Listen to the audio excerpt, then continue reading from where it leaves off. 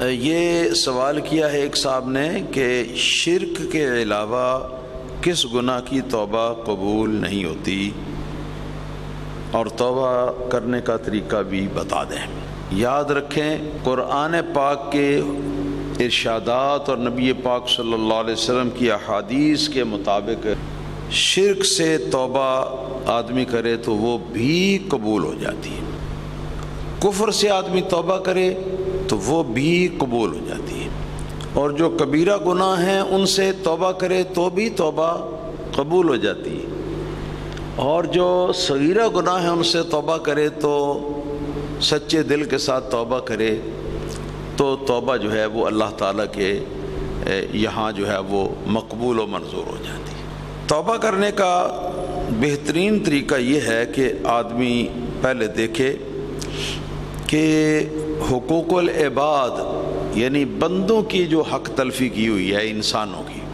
وہ کس کس کی کتنی کتنی کی ہوئی ہے۔ جہاں تک آدمی کی یاد کام کرے، آدمی اپنے یادداشت پر ذرا زور ڈالے اور اس کو سوچ کر ایک تخمینہ، ایک اندازہ لگا لے، اس کے مطابق پھر جن جن کی جو حق تلفی ہوئی ہے ان سے معافی مانگنا یا ان کی نقصان کی تلافی کرنا، نقصان کو پورا کرنا ممکن ہے اور اپنے بس میں ہے تو وہ پورا کرے، اور جو اپنے بس میں نہیں تو اس کے بارے میں یہ پکی نیت کر لے کہ مولا کریم جس وقت میرے پاس اس کی استطاعت ہوگی، توفیق ہوگی تو میں یہ بھی پورا کر دوں گا۔ اس کے بعد پھر یہ ہے کہ جو نماز روزہ یہ فرائض ہیں تو ان فرائض کا حساب کر کے ایک تخمینہ لگائے اور ان کی بھی آدمی قضا کر لے۔ تو یہ قضا کرنے کے بعد یا پھر یہ ہے کہ یہ قضا کرنے کے بعد مکمل قضا ہو جائے تو پھر آدمی توبہ کرے، یہ تو خیر جو ہے یہ بہت لمبا کام ہے۔ آدمی اگر یہ دل کے اندر یہ فیصلہ کر لے، یہ پکا ارادہ کر لے کہ جو مجھے ہمت ہوگی، جسم میں طاقت ہوگی اور یہ کہ مجھے موقع ملتا رہے گا، ٹائم ملتا رہے گا اور میری ہمت اجازت دے گی تو میں یہ فرائض جو ہیں ان فرائض کو ادا کر کے قضا پوری کرتا رہوں گا، تو یہ وعدہ پکا کر کے اللہ تعالیٰ کی بارگاہ میں توبہ کر لے تو فَإِنَّ اللَّهَ غَفُورٌ الرحیم، اللہ تعالیٰ غفور الرحیم ہے۔ اور اس توبہ کے اندر یہ بہترین اس کا طریقہ یہ ہے کہ آدمی اللہ تعالیٰ کی بارگاہ میں اپنے گناہوں پر، چاہے وہ بندوں کے حقوق کی تلفی سے متعلق ہوں یا اللہ تعالیٰ کے حقوق کے تلف ہونے سے تعلق رکھتے ہوں، پشیمان ہو اور پچھتائے اور پچھتا کر اللہ تعالیٰ کی بارگاہ میں آدمی روئے اور اللہ تعالیٰ سے اس طرح پچھتاوا جو ہے پیش کر کے تو آدمی سچے دل کے ساتھ آدمی روئے اور وسیلہ سرکار محمد الرسول اللہ صلی اللہ علیہ وسلم کا اللہ تعالیٰ کی بارگاہ میں پیش کرے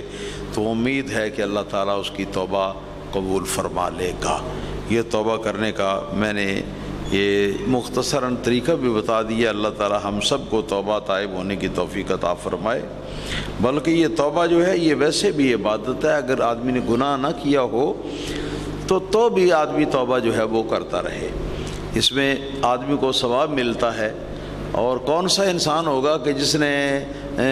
جو نیکی ہے، نیکی کا جیسا اس کی ادا کرنے کا حق ہے پورا اس طرح ادا کیا ہو؟ وہ تو کوئی انبیاء و مرسلین یا اکابر اولیاء کرام ہو سکتے ہیں، عام آدمی تو نہیں ہو سکتا۔ تو اس لیے توبہ کرنا جو ہے وہی علاج ہے اس کا۔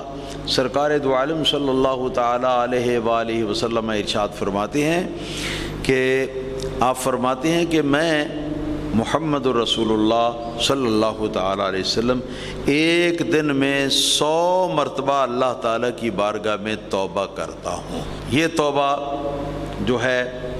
توبہ کا معنی رجوع ہوتا ہے، واپس آنا۔ تو اس کا مطلب یہ بھی ہو سکتا ہے کہ دنیاوی کاموں کے اندر یا امت کی تربیت کے اندر سرکار مشغول ہو جاتے ہیں تو اللہ تعالیٰ سے توجہ ہٹ جاتی ہے، ہاں جی، تو پھر نبی کریم صلی اللہ علیہ وسلم کو جب فراغت ہوتی ہے تو فوری طور پر آپ اللہ تعالیٰ کی طرف متوجہ ہو جاتے ہیں۔ یہ بھی اس کا مفہوم ہو سکتا ہے،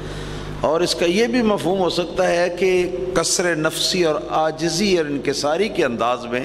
سرکار دو عالم صلی اللہ تعالی علیہ وسلم یوں عرض کرتے ہوں کہ یا اللہ پاک، جس طرح تیری عبادت کرنے کا، جس طرح تیرے احکام بجا لانے کا حق ہے، اس طرح مجھ سے یہ ادا نہیں ہو سکا، تو اس لیے اے مولا میں تیری بارگاہ میں توبہ کرتا ہوں۔ تو یہ سید الانبیاء صلی اللہ علیہ وسلم کی سنت ہے توبہ کرنا۔ 100 بار آپ روزانہ توبہ کرتے تھے، اور آج کل توبہ کون کرتا ہے؟ اللہ ماشاء اللہ بہت کم، ورنہ تو پھر اللہ ہی حافظ ہے۔ اگر ممکن ہو تو اصحاب بدر کی تعداد کے مطابق اور رسولوں کی تعداد کے مطابق 313 مرتبہ استغفار جو ہے، کوئی بھی استغفار ہو وہ روزانہ ضرور پڑھا جائے۔ ہاں جی،